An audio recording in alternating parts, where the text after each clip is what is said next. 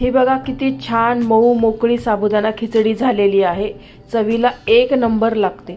नमस्कार, मी कविता, कविता's tasty food मध्ये सर्व खवय्यांचे पुन्हा एकदा स्वागत करते। साबुदाणा खिचडी ही जवळजवळ लहानांपासून मोठ्यांपर्यंत सर्वांनाच आवडते।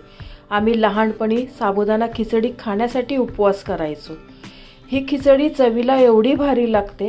आज आपण मस्त मऊ मोकळी आणि डब्याला जरी न्यायची असेल तर दिवसभर मऊ राहणारी परफेक्ट अशी साबुदाणा खिचडी कशी करायची ते पाहणार आहोत। रेसिपी नेहमीप्रमाणे खूप साधी आणि सोपी आहे। खिचडी मऊ असेल तरच ती छान लागते आणि थंड झाल्यावर खिचडी वातड झाली तरी काय करायचे ते पण या व्हिडिओमध्ये सांगितलेले आहे। यामध्ये साबुदाणा कसा भिजवायचा, किती वेळ पाण्यात ठेवायचा हे सविस्तर सांगितलेले आहे। तुम्ही पहिल्यांदाच जरी साबुदाणा खिचडी बनवत असाल तरी ती परफेक्टच बनणार। रेसिपी भरपूर टिप्ससह तुमच्याबरोबर शेअर केलेली आहे, तरी व्हिडिओ कुठेही स्किप न करता पूर्ण पहा। चला तर ही खमंग टेस्टी साबुदाणा खिचडी कशी करायची ते पाहूया। तुम्ही या चॅनलला अजून सबस्क्राइब केले नसेल तर जरूर सबस्क्राइब करा, ते निशुल्क आहे। मी 1 वाटी साबुदाणा घेतलेला आहे। वजनी हा साबुदाणा 1/2 किलो आहे। साबुदाणा आहे ना एका भांड्यामध्ये काढून घेते। हा साबुदाणा आहे ना 1-2 पाण्याने स्वच्छ धुवून घ्यायचा आहे आपल्याला। याच्यावरचा स्टार्च आहे ना तो काढून टाकायचा आहे आपल्याला। असा थोडा अलगद चोळून घ्या आणि 2 पाण्याने मी स्वच्छ धुवून घेते। 2 पाण्याने साबुदाणा स्वच्छ धुवून घेतलेला आहे। आता यामध्ये मी भरपूर पाणी घालते। असा हा साबुदाणा 20 मिनिटं पाण्यात भिजवून घेतला ना, साबुदाण्याला जेवढं पाणी घ्यायचं आहे ना तेवढं व्यवस्थित पाणी घेऊन ना साबुदाणा मोकळा होतो, छान फडफडीत बनतो।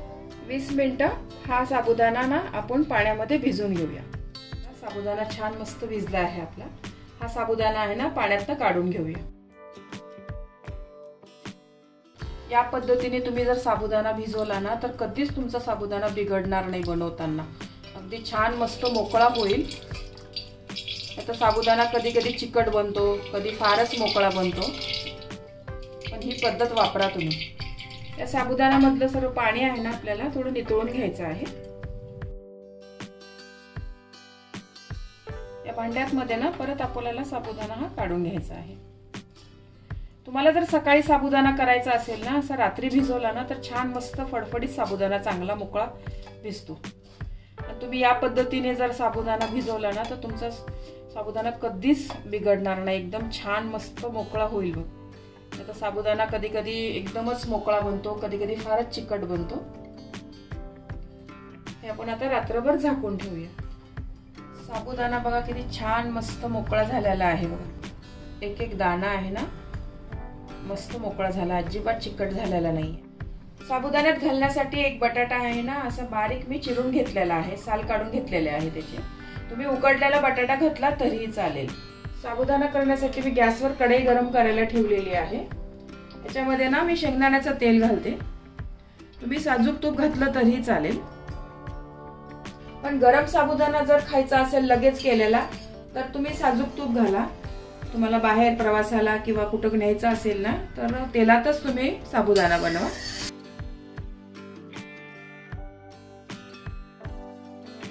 तेल चांगलं गरम झालेलं आहे।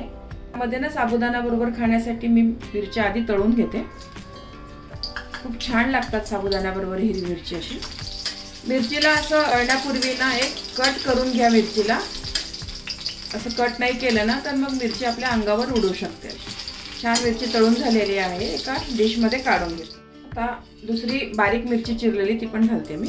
तुम्ही जर उपवासाला जिरे खात असाल ना तर जिरे आता घातलं तरी चालेल। कोणी खातं कोणी खात नाही। तुम्ही खात असाल तर यावेळेला फोडणीमध्ये थोडे जिरे घाला। मिरची चांगली तळलेली आहे बघा। त्याच्यामध्ये ना हा बटाटा घालते मी। यामध्ये ना मी थोडंसं मीठ घालते। असं मीठ घाला बटाटा ना असा फ्राय करताना, नाहीतर मग आळणी लागेल बटाटा खाताना।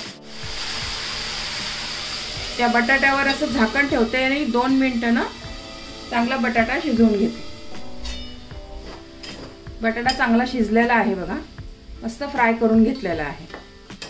तुमच्याकडे उकडलेला बटाटा असेल ना तो घातला तरीही चालेल, पण प्रत्येक वेळेला आपल्याकडे बटाटा शिजलेला असतोच असं नाही।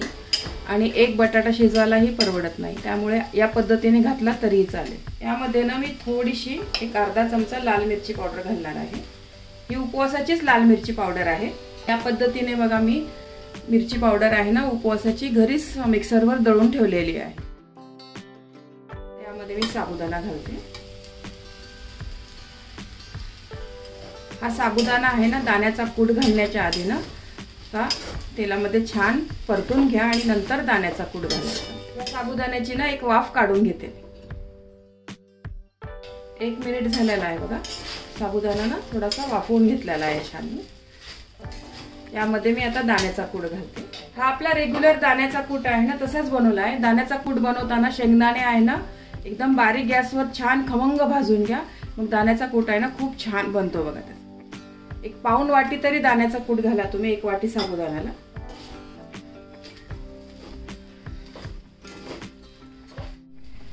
यामध्ये ना मी आता चवीपुरतं मीठ घालते। हे मीठ आहे ना उपवासाचं सेंधव मीठच घेतलेलं आहे मी। तुमच्याकडे जर लोखंडी कढई असेल ना तर लोखंडी कढईत ना हा साबुदाणा नक्की करा तुम्ही। खूप छान खमंग आणि खरपूस बनतो लोखंडी कढईमध्ये साबुदाणा। मी नेहमी याच पद्धतीने लोखंडी कढईत बनवते साबुदाणा। हा साबुदाणा आहे ना नीट व्यवस्थित परतून घेते आता।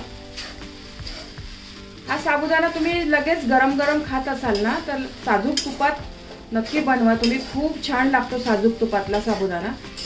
पण थंडा खात असाल किंवा कुठे घेऊन जात असाल ना तर मग शेंगदाण्याच्या तेलातलाच बनवा, कारण तो साबुदाणा आहे ना तुपातला तो थंडा नाही चांगला लागत, तूप आळतं त्याच्यामधलं। गरम गरम जेव्हा खायचं असेल ना तर तुपात बनवते, नाहीतर मग शेंगदाण्याच्या तेलात बनवते। 1-2 मिनिटं ना वाफ काढून घेऊया साबुदाण्याची। 1-2 मिनिटं झालेले आहे बघा। साबुदाणा किती छान मस्त मोकळा झालेला आहे बघा। या पद्धतीने साबुदाणा जर तुम्ही बनवला ना तर संध्याकाळपर्यंत छान मऊ राहतो साबुदाणा, अजिबात असा वातड बनत नाही। एक दाणा मोकळा झालेला आहे बघा साबुदाण्याचा। चवीला आहे ना खूप भारी लागतो या लोखंडी कढईमध्ये परतवलेला साबुदाणा। एक वेगळी टेस्ट लागते पण त्याची। साबुदाणा तयार झालेला आहे बघा। उपवासाला जर तुम्ही कोथिंबीर खात असाल तर तुम्ही याच्यामध्ये कोथिंबीरही टाकू शकता, किंवा तुम्हाला साखर आवडत असेल तर 1 चमचाभर साखर यावेळेला घातली तरी चालेल तुम्ही। माझ्या घरात साखर घातलेला आवडत नाही त्यामुळे मी घातलेला नाहीये। आता हा साबुदाणा तयार झालेला आहे, सर्व करून घेते। हे बघा मऊ मोकळी छान साबुदाणा खिचडी तयार झालेली आहे। ही खिचडी दह्याबरोबर खूप छान लागते। मला काही टिप्स सांगायच्या आहे। साबुदाणा करताना 15 ते 20 मिनिट पाण्यात भिजवा, यापेक्षा जास्त भिजवू नका। जास्त भिजवला तर तो चिकट होईल। साबुदाणा करताना तो बटाटा व मिरची सोबत 1 ते 2 मिनिटं तेलात चांगला परतून घ्या, नंतरच दाण्याचा कूट घाला। असे केल्याने खिचडी संध्याकाळपर्यंत छान मऊ राहते। खिचडी ही चांगली होणे हे साबुदाण्याच्या क्वालिटीवर पण असते। सर्व टिप्स वापरून जरी खिचडी वातड झाली तरी त्यावर तुम्ही 1 ते 2 चमचे पाण्याचे किंवा दुधाचे घाला व कुकरमध्ये 1 शिट्टी काढून घ्या, म्हणजे खिचडी चांगली मऊ होईल। माझ्या या पद्धतीने खिचडी एकदा करून पहा आणि कशी झाली हे कमेंट्सद्वारे कळवा। तुम्ही ही रेसिपी कोणत्या भागातून पाहत आहात हे पण सांगा। तुम्हाला ही रेसिपी आवडली असेल तर व्हिडिओला लाईक करा, कमेंट्स करा। तुमच्या कमेंट्स वाचायला मला फार आवडतात। तुमच्या लाईक्स आणि कमेंट्समुळे माझा उत्साह वाढतो आणि नवनवीन व्हिडिओ बनवण्यासाठी प्रोत्साहन मिळते। याचबरोबर तुम्ही मला फेसबुक, इंस्टाग्राम आणि पिंटरेस्टवर देखील फॉलो करू शकतात। त्याची लिंक डिस्क्रिप्शन बॉक्समध्ये दिलेली आहे। तर पुन्हा भेटूया एका नवीन रेसिपीसह। तोपर्यंत मस्त खा, काळजी घ्या। धन्यवाद।